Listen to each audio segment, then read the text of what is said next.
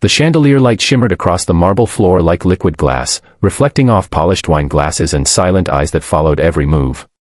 In the center of that elegant dining hall, where laughter usually lived and secrets were diamonds, stood a man who didn't belong.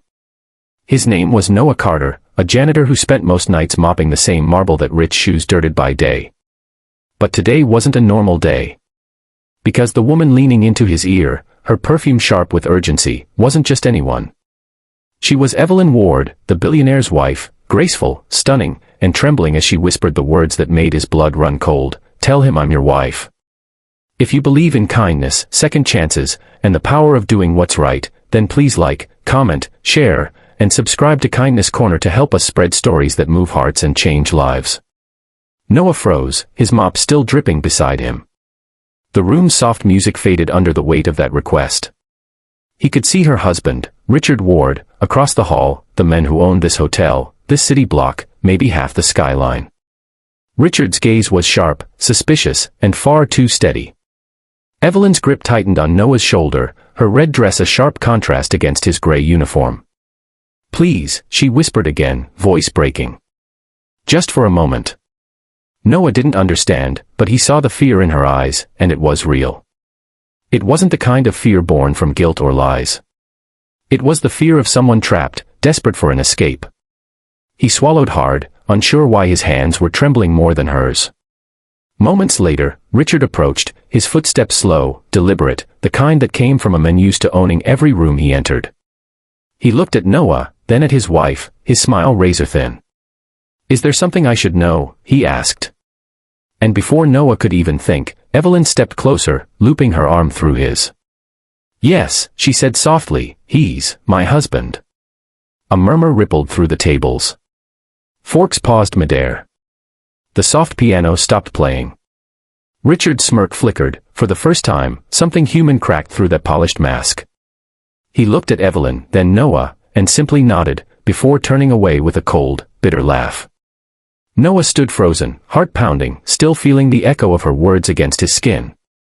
When the crowd's whispers faded and Richard disappeared down the marble corridor, Evelyn finally exhaled. Her hand fell from his arm. "Thank you," she said quietly, eyes glassy. "I'm sorry. I had no other choice." In the hours that followed, Noah's world turned upside down. The staff began whispering. Some pitied him, others envied him, and a few even believed the lie. But Noah didn't care about rumors, he cared about the look of exhaustion in Evelyn's eyes. Later that night, when he went to clock out, she was waiting for him near the back service exit, her red dress now hidden under a beige coat. "You deserve an explanation," she said softly. "Richard has changed. He doesn't love me anymore. He treats people like property, including me. Today, he saw me talking to an old friend. I panicked. He doesn't like when I talk to anyone. I said that to protect myself." Noah stared at her, speechless. He didn't know how to respond to pain dressed in silk and diamonds. He wanted to walk away, to tell her it wasn't his business, but something in her voice made him stay. That night became the first of many conversations they shared in hidden corners and quiet hallways. She'd find him during closing hours, bringing him coffee, listening to him talk about his daughter, Grace, who was 7 and thought her father could fix anything with a mop and a smile. Evelyn would laugh softly at that, the kind of laugh that sounded like she hadn't done it in years. Weeks passed. The lie that had saved her became a secret that bound them both.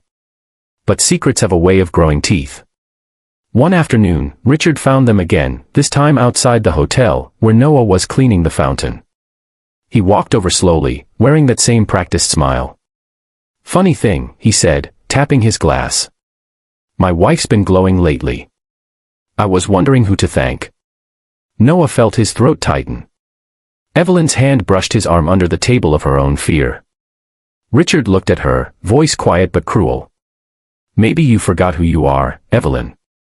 He turned to Noah, eyes sharp as knives. "And maybe you forgot your place." The silence that followed could have shattered glass.